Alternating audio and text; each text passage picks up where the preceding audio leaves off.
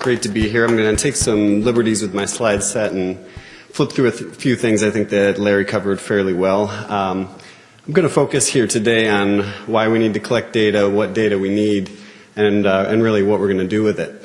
And this is in some ways going to be an advertisement to take a look at what we have. Our public meeting is currently open for comment. Actually, it's open for extended comment, but if you submit comments by November 30th, we're going to analyze them and take them into consideration when updating our data collection plans. Brief background: the global complexity of the issue means that no single action can fix it. We need to operate on a number of different fronts. And tracking our progress is a critical component of that. If this slide doesn't bore you to death, then I've failed in my duties. GFI 209 describes basically two new policy principles. The first is to limit medically important antibiotics to therapeutic uses, as was mentioned, and the second is to require veterinary oversight of those uses. GFI 213 follows up to provide some more details on implementing that, just to distinguish those two things. Guidance 209 is a policy statement. Guidance 213 really describes a bit more detail what that means, such as establishing the timeline, the 3-year timeline, which ends in December 2016, and gives some definitions such as medical importance and a number of other things. What are the objectives of this policy in these series of documents? Basically, by January 1st of 2017, it is illegal to use medically important drugs for production purposes, and that all remaining therapeutic uses of those products in feed and water require the oversight of a veterinarian. In that latter case, what that means is for the medicated feeds that are affected, they'd be moving from over-the-counter to VFD status. And for the water-soluble products that are affected, they'd be moving from over-the-counter to prescription. Probably can't see terribly well, but here's a few key points on our timeline, important milestones. The public meeting that I mentioned, we just held at the end of September, which is really focused on our data collection plans, how we're going to assess and track and report the progress of this and other related initiatives. That was in the end of September. We're in the process of finalizing our budget plans, which is, again, when we're requesting public comment by November 30th, so we can take that into consideration when we're updating our plans. At the end of 2016, a little over a year from now, the drug companies will have completed all the requested changes, leading us to the bright line through the middle of the page there, January 2017. These changes will take effect in terms of the actual use of the products. And 2018 is at least our current target for when we think it would be impossible for us to release our first new comprehensive assessment report, which I'm going to describe in a little bit of detail later. So that gets us to why we need to collect data. We need to know if the actions we're taking are making a difference, if we need to adjust the actions that we're taking in one way or another, and whether additional actions are needed. It might be worth pointing out in this context that even what we're doing right now under Guidance 209 and 213 is certainly not the first thing that we've done from FDA's standpoint on antibiotic resistance. There's a timeline buried somewhere on our website that goes through the things we've done really over the last 3 decades, such as increased vet oversight of new products. We've restricted extra label use in a number of cases. We've even withdrawn the approval of one product in particular. So in any of these cases on the regulatory side or initiatives that arise outside of government action even, these sort of considerations I think come into play when we ask ourselves why we need to collect data. Sort of generally speaking or conceptually, there's sort of 3 different stages in why we need data for assessing stewardship as it relates to antibiotic resistance. First, we need to know whether our actions are being adopted as they were intended. And this was purely by accident, but I think there is some alignment with the exercise that we started on Tuesday, and which we're going to revisit this afternoon. But our initial actions are actually in some cases upstream of even the proximate effect on antibiotic use. Which is really the second one, whether those actions are having the effect on antibiotic use. And the third one we can't forget is the ultimate impact on antibiotic resistance is what really is driving this. So these three different stages of why we need data come into play. As an example for Guidance 213, and particularly the vet oversight component of Guidance 213, we need to know whether this veterinary oversight is actually occurring as we intended it to. Secondly, whether that vet oversight, even if it is occurring, is having the intended effect on drug use. And then again, following that through to the impacts on resistance. So specifically in the context of why data collection right now, there's three sort of general categories of things. One is a bit more specific, assessing the impact of Guidance 213. It's just happening right now. The second is a little bit more general, stewardship issues more broadly. Guidance 213 is one example of a stewardship initiative, in this case originating really from the federal government, but there's many other stewardship initiatives, and the same sort of concepts in terms of data collection purpose would apply to them as well. And the third one, again, is to attempt to link these two things together, to link these changes in drug use, which is really the intermediate outcome of these actions aiming at stewardship initiatives, and linking them to antibiotic resistance, which is the long-term or the final goal. Generally speaking, what data do we need? I'm going to skip through a few of the slides later so I can give you a little preview of our current thinking on the data report, but some of the data that's going to go into this, at least as we proposed in our public meeting. Data on antibiotic sales, on-farm drug use and resistance data as well, and that's probably the biggest current gap, as Larry pointed out. Resistance data, which is in pretty good shape, although we're continuing to enhance that through our NARMS program. Animal demographics and animal health is another important part, which is in some ways is a gap. And FDA inspectional activities is another piece of it as well. So just highlighting the yellow text here as we go through it, our data on antibiotic sales. We've published annual reports since 2009, so that will continue. We've recently enhanced that public reporting, and we've even proposed a regulation that would include an additional requirement to get a little bit more resolution on animal species in that sales data as well. On-farm drug use and resistance data, again, is probably the biggest gap, and that's really the focus of our data collection aspect of the plan. Again, distinguishing our data collection and our data reporting components. The data collection, the on-farm drug use component and drug resistance component is a major focus. Resistance, mainly through our NARMS program, although there's some other sources. These data go back to 1996. And there's been a number of enhancements throughout that entire period, and that is continuing. CDC's presentations mentioned some of the enhancements on the human side, on our retail meat, and at USDA's slaughter sampling. There have been a number of enhancements as well. Animal demographics and health. Now this provides some context both for the animals that are potentially exposed to antibiotics, as well as the underlying health considerations which may be driving antibiotic use for a variety of different therapeutic purposes. So this is an important context piece to putting particularly the drug use into more context.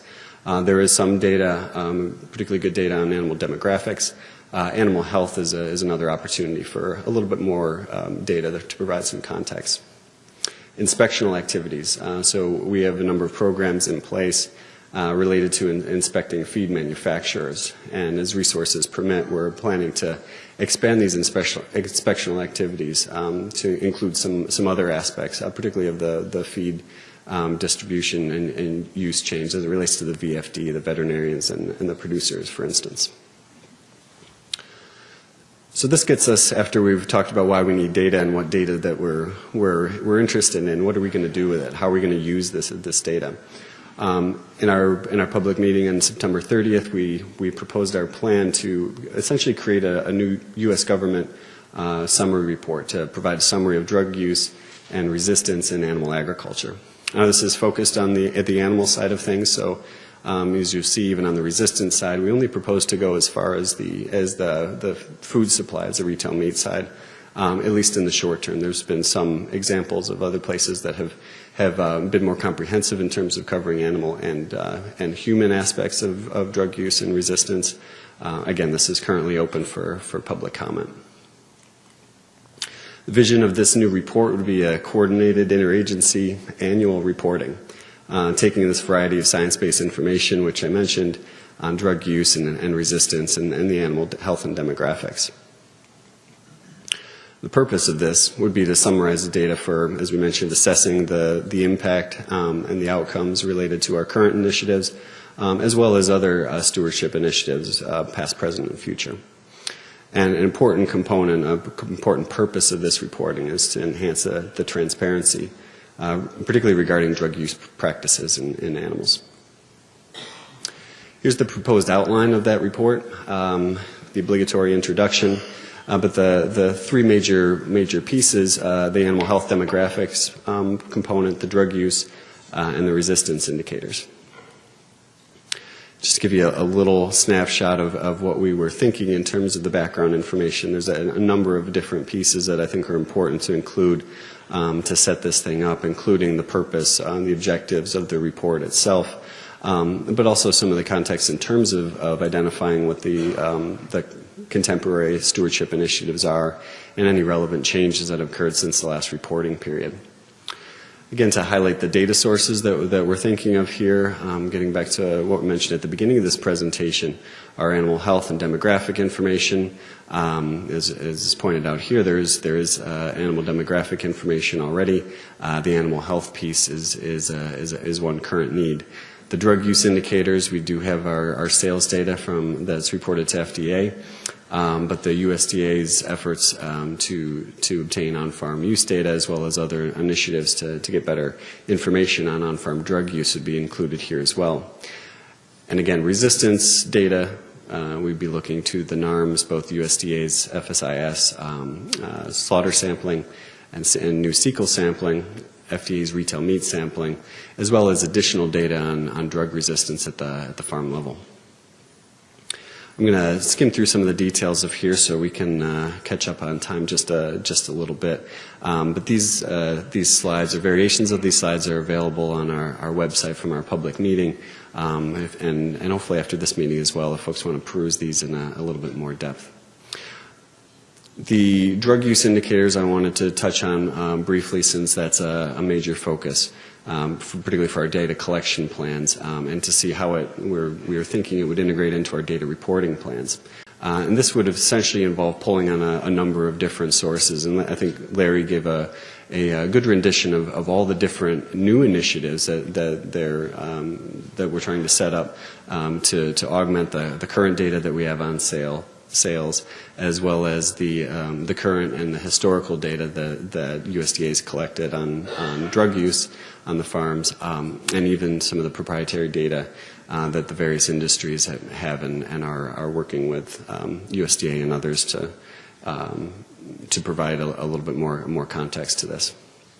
Again, our resistance data would possibly include animal pathogen data, veterinary relevant organisms, in addition to those that are important for public health and for food safety in general. So this is one other area in terms of the veterinary pathogens, which could be an additional value added. I wanted to spend just a little bit of time on our thoughts on the discussion section of this report, how we pull it together. What we're envisioning here is that we provide some observations regarding drug use practices in the variety of different agricultural settings. Obviously, it's a very diverse, it's easy to say agriculture, but in reality, there's a number of different, tremendously different individual circumstances. And so it would be important to the degree possible to attempt to characterize that, and to the extent possible to break down some of the information that we have by some of these different settings, whether those are different species or different sectors within species and so forth. Another important part of the discussion would be to talk about the resistance in relationship to drug use, what we're seeing at resistance at those various points at farm, at slaughter, and retail, and to relate that to the drug use indicators, the sales and use data that we have. and again, in the context of animal health and animal demographics. And thirdly is identify areas where things are going well and areas where further improvements may be necessary. In a little bit more detail, relating this back to the 2 or 3 specific values of this report. The first is in how we would use this potentially to assess and track and to provide transparency about the progress on Guidance 213. So in the context of this section, we could talk about how these feed or water uses of drugs are no longer being used for production purposes, or how they're transitioning before 2017, how they were used before 2017 and afterwards. And these are some of the things that would be relevant to showing the progress of that initiative. Again, whether they're being used for production purposes, the involvement of a veterinarian, and whether to what degree they're being used for appropriate therapeutic purposes. The second part is a bit more broad, looking at stewardship initiatives a bit more broadly. And we want to look to what extent these use indicators align with the variety of different stewardship and responsible use standards. Some of the existing industry-led antibiotic stewardship standards were discussed earlier. Obviously, the federal standards is another variation of those, and surely there'll be the others in the future. So looking to what extent the current drug use patterns are aligning with those existing standards I think is going to be an important part of this discussion more broadly. Identifying the associations between drug use and resistance is obviously a very challenging topic, but this would be a place where we could discuss that as well. The third thing I mentioned was highlighting areas where things are going well and where further improvement could be needed. As I mentioned, even in FDA's standpoint, we've done a number of things over the last few decades. Guidance 213 represents one of those, but surely that's not going to be the last thing either. This is a continual process improvement. I think the collectively we here in the U.S. and globally are going to continue to look at this and the need to adjust appropriately. And hopefully these data and this reporting will be useful to put this all into some context and to stimulate that discussion on if and how and where to adjust going forward. There's always a temptation to cram too much into the report itself, and even in the outline you can get a sense for that temptation here. There's no shortage of things left out, even that fairly thorough outline that we propose. So more detailed summaries of what those stewardship standards are that we're discussing, whether those are coming from government, industry, academia, additional information in terms of data and tables and so forth that may be useful to folks who are interested to provide context to the report. So that sort of describes our overall vision up front for why we need data, what data we're interested in, but then we spent a fair bit of time describing in the public meeting here and then today what we'd actually do with it, what it would look like for us to really report that publicly, to provide that transparency and to progress that discussion. Again, transparency is a very important part of this. Data for assessing the impacts of both specific and stewardship initiatives such as Guidance 213, as well as the stewardship initiatives more broadly, another critical aspect of this. And again, the long-term, the underlying driver for all of this is to better understand these relationships between drug use and resistances, so that we can act accordingly. What are our next steps? Again, I mentioned this is in a lot of ways just an advertisement for folks here. If you're interested we have a little bit less than a month in our window. Submit comments to the open docket that we have on this public meeting. If you have input and suggestions on how we could update our data and reporting plans, if we receive them by November 30th, we'll take them into consideration with this next iteration as we update our plans. You can go to the website here, regulations.gov, and you can search for that particular code in the search box to find the appropriate docket. We're going to refine that plan based on public input, and we'll continue to seek input over time, not just this year, but in the upcoming years. Our goals are kind of our short or medium-term targets, depending on how you think of them. The first is to begin collecting new data in 2016. A lot of this is resource dependent. As was mentioned previously by our colleagues at CDC, the President has requested a substantial base budget increases, and many of which are to support initiatives such as this. We currently don't have clarity on what that's going to look like, but a major focus is on augmenting the existing data that we have with some of these new data collection initiatives in 2016. And this is to get us into a position where we can hopefully publish this first new comprehensive report, depending on how we update and edit it based on continued discussions in the 2018 calendar year.